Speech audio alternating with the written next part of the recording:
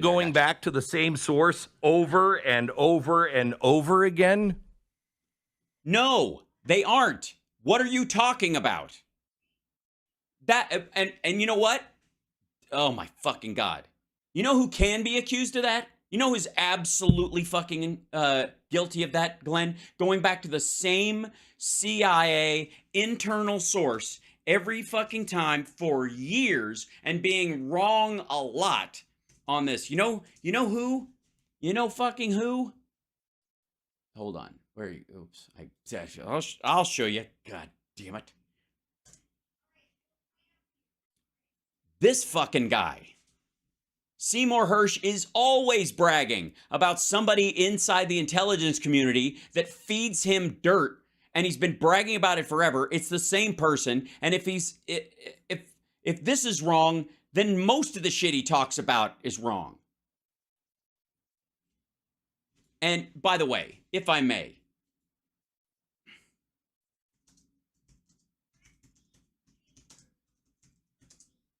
so let's see this. Encyclopedia Britannica. My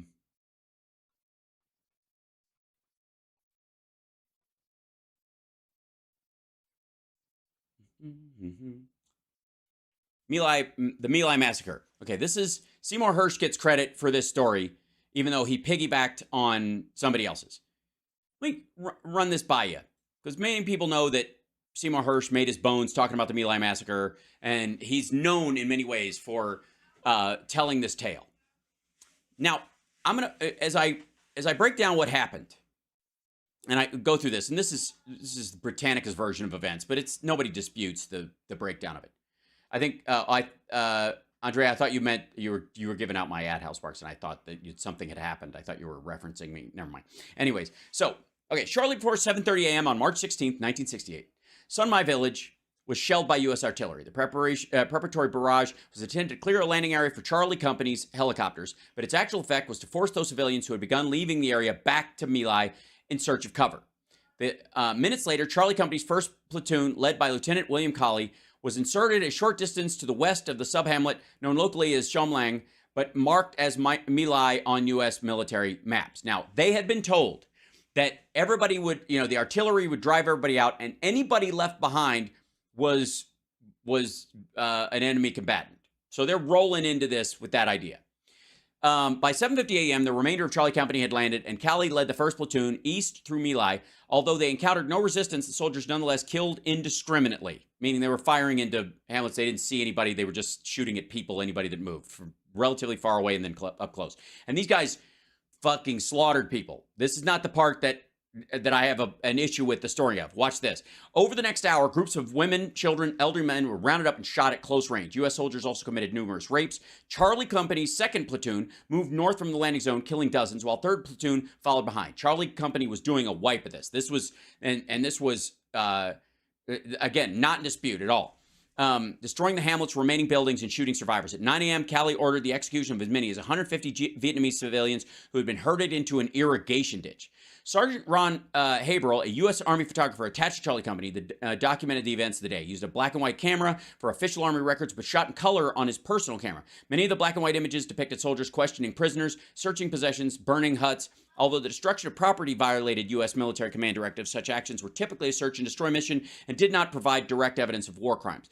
Haberl's personal color photographs, which he did not turn over to the Army, were later published in the Cleveland Plain Dealer and Life magazine. One graphically depicted a trail littered with bodies of dead women, children, infants, and other captured a group of terrified women and children moments before they were shot. These photographs served to galvanize the anti-Vietnam War movement and became some of the most recognizable images of the war.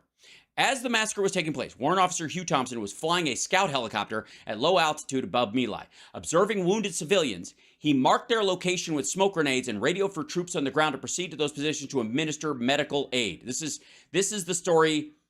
Warrant Officer Hugh Thompson is a fucking hero. Follow this. This is the part that always gets kind of like, when you talk about what happened there. Charlie Company was engaged in brutal, horrible violence, no question. Then comes in the regular order soldiers.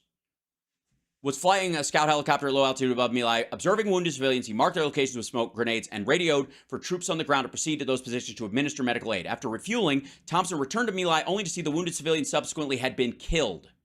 Spotting a squad of U.S. soldiers converging on more than a dozen women and children, Thompson landed his helicopter between the two groups.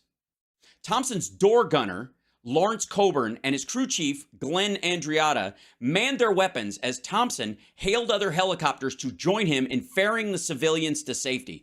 In 1998, Thompson, Coburn, and Andreatta posthumously were awarded the Soldier's Medal for acts of extraordinary bravery not involving contact with the enemy.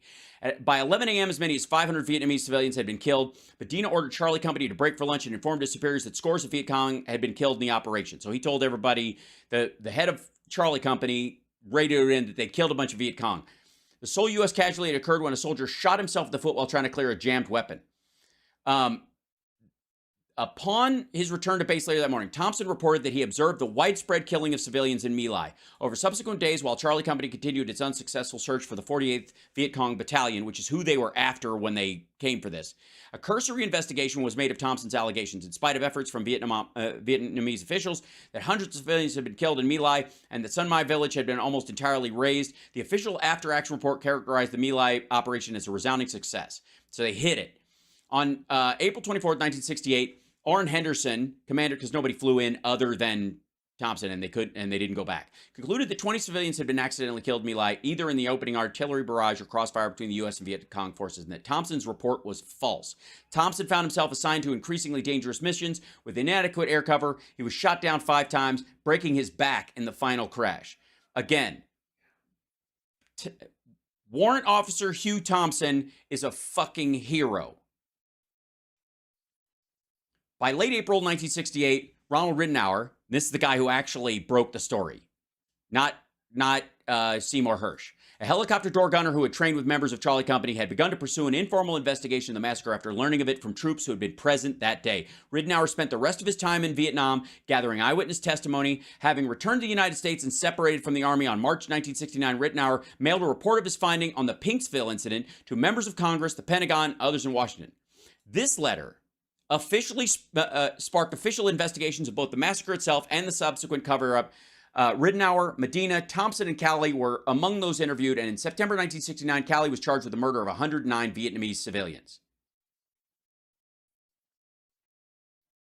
Acting on a tip, journalist Seymour Hersh made a contact with Calley's defense team. In November 1969, Hersh's Pulitzer Prize-winning account of point-blank murder at My Lai appeared in newspapers along with Haberl's photos, shocking the world. In addition to Calley, Medina and another officer, along with the 9 enlisted men, were charged with crimes in connection with My Lai. With the exception of Calley, all of those charges were acquitted or had their cases against them dismissed before trial. In stark contrast with the defendants at the Nuremberg trials that followed in World War II, the members of Charlie Company were successfully able to argue they simply had been following orders on March 16, 1968.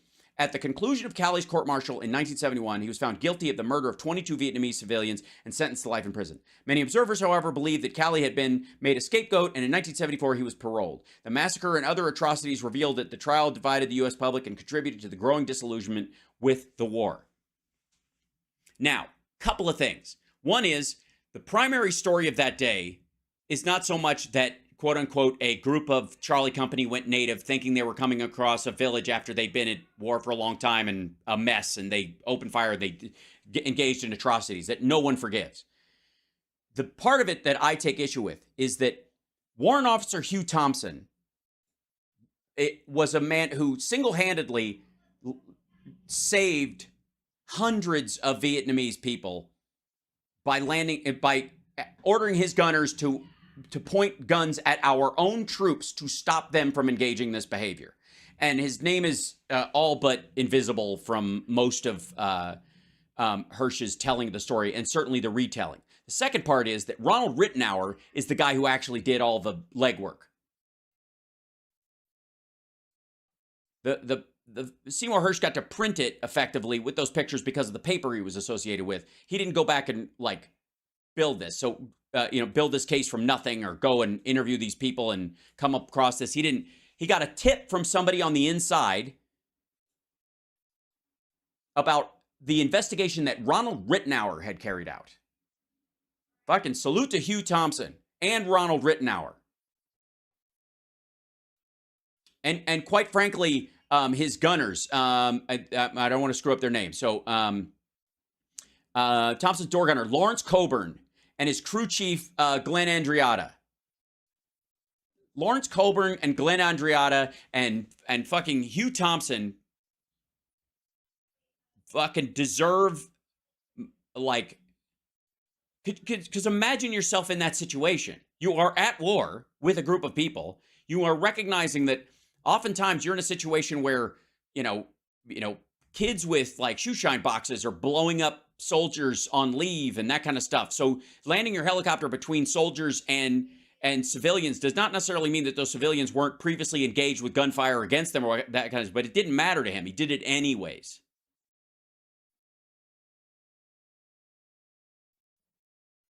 And at that point, this guy lands his helicopter between them and has his guys turn their guns towards the soldiers and tell them not to advance. Imagine being in that situation yourself. You see this happening.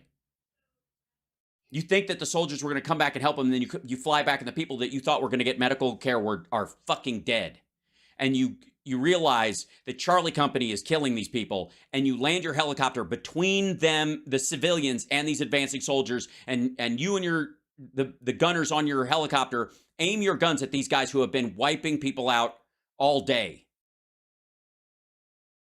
Just run that through your head, what that would take, what that would mean, because you could be on the receiving end of this. If they're covering their crimes, you're it. You're done. This is gonna be a gunfight between you and your own U.S. soldiers. So fucking God bless that guy. Holy hell. The horror of Charlie Company is, and the size of that group, that's the size of Charlie Company engaged in this, the 1st, 2nd, 3rd platoon of Charlie Company engaged in that, by the volume of people involved and the stuff that they did, is a horrifying tale and is unforgivable in my estimation. But not surprising in the case of the Vietnam War, if you followed that, or any other war in history for that matter, as much as this is. The surprising part was this.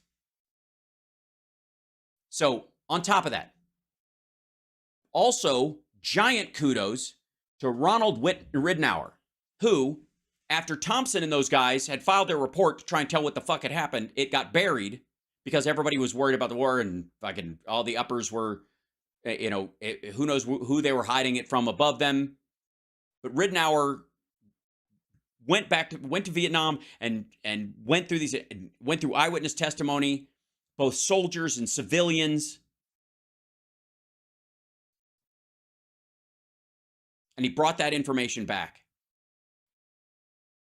And who gets credit for everything? My Lai is now associated with the greatness of Seymour Hersh. And let me show you the sentence that bugs the fuck out of me in this. Acting on a tip, which is Seymour Hersh's entire career, it seems at this point, including his bullshit about the Nord Stream. Acting on a tip, journalist Seymour Hersh made contact with Callie's defense team.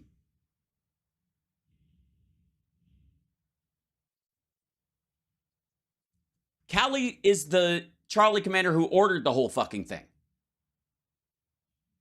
Of all the people, did he call Ridenour acting on a tip? Ridenour created this whole thing. You might want to reach out because he did interviews and... Who did Seymour Hersh get a tip to reach out to?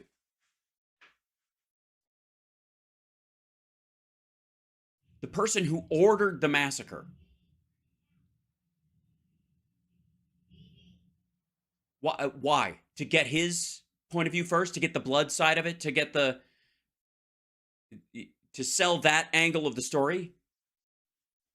Instead of the other side of the story, which would have, very possibly, if you told it from the point of view of these guys did this, were in the process of doing this thing, and Hugh Thompson, an American helicopter pilot, saw what was happening and landed his helicopter in the middle of this, and he and 2 of his men stopped this massacre in its tracks.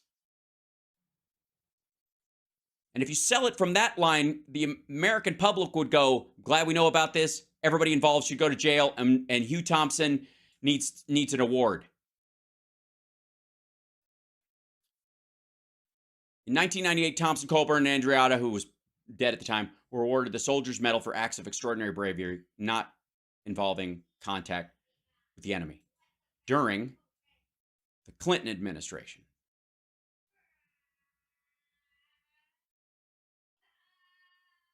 Yes, Calley was later pardoned.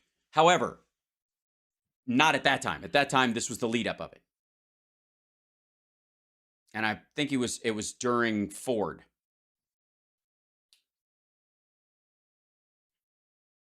So the story of My Lai, also called the Pinkville Massacre, was the mass killing of as many as 500 unarmed villagers by U.S. soldiers in My Lai on March 16, 1968, during the Vietnam War. The story is equal parts horror and bravery, because the extraordinary heroism of 3 men in a helicopter stopping the slaughter of civilians and reporting it to the expense of their own safety, too, after that fact, because they kept increasingly getting sent into places without air cover and all this other shit, makes them even more heroes in my book. Hugh Thompson and Andreatta, they have, yeah. I'm sorry, one more thing. Yeah. And Colburn, let's see if there was a, yeah, so that's the one picture from the My Lai massacre, from the color pictures.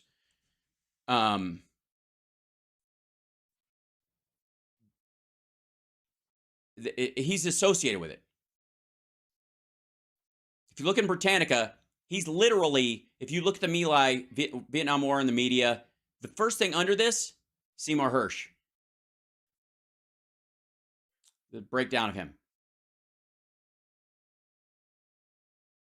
Yeah, even right here, Seymour Hersh, whose reporting generally focused on the U.S. government and its involvement abroad. He was especially noted for his investigations in the My Lai massacre and the Abu Ghraib prison scandal, both of which came to him through tips of people who wanted the focus to be on, that was the norm, not the other way around. That wasn't the fact that the uppers were saying, something awful had happened and they were trying to either downplay it while punishing the people involved or what have you, but that was indicative of the entire thing. That was his, every fucking time the tip comes in, Seymour Hersh writes a story, and the idea is that whatever the focus of that story is, like, hey, we got one because it's war.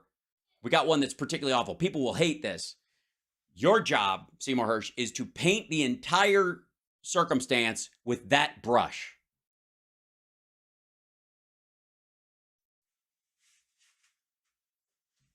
And again, the hero of this story, Thompson, Colburn, Andreatta, and Ridenour. And Ridenour did the actual investigative work. Ronald Ridenour should be the name associated with the My Lai massacre being made public, people knowing about it, it leading to prosecutions and the like. But Seymour Hersh gets credit for it after being tipped off by arguably the same person who apparently gives him his tips. And his first reaction is to contact the defense team of the man who arranged for the massacre. Rant over. So chalk this one up to yet one of the greatest mysteries of all time that places us on the verge of World War III. Excuse me, I thought we were, are we on the verge of the tip? I need to know. That will probably take us several years to actually find out what the truth is, but don't. Well, do we have several years? We're on the verge of World War III. It's the tip of World War III. How do you wait several years to find out something? Obviously, by the end of the war, we'll be, sifting through nuclear rubble, looking for the answer to who blew up the pipeline, when the answer is, obviously, we'll just, fly an abandoned bomber aircraft all the way to Russia and just, shake one of them by the collar and make them admit it. Don't worry. They're very, very close to telling us the whole truth on the Kennedy assassination. So this one's right around the corner. Okay, and again, and this is him going to commercial. Are Nord Stream pipeline explosion answers being hidden is the name of this video. One of the biggest questions yet to be answered. We're not even going to the fucking Bigfoot or anything like that. Yet to be answered. Concerns the 2022 Nord Stream pipeline bombing and who was responsible for it all. For some strange reason, the United States and other world governments too, doesn't seem to care about finding the truth, leaving private enthusiasts to do it. That's his little breakdown there. Did this dickhead ever finish talking? Love your rants. Oh, thank you, Luis. Yeah, sorry, I get off on because here's the thing. One of the things that's irritating when you actually give a shit is people pretending to give a shit. That's the issue.